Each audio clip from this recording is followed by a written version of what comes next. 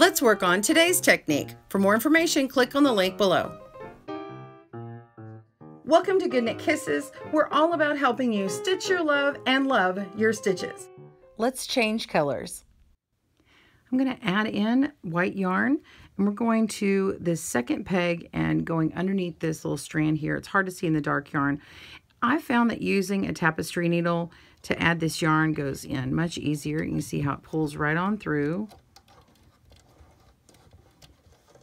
Okay.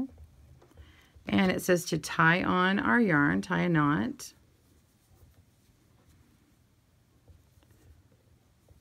And I'm just going to lay this on the inside here. And then we're going to cut G, or our main yarn. And go ahead and lay that on inside as well. And now we're going to continue working stockinette stitch. So this is going to be 2 rows of stockinette. So go around that first row here, and go around this first stitch here, go around the second, and skip to the third here, and keep going around just as we did before. 2 rows of stockinette.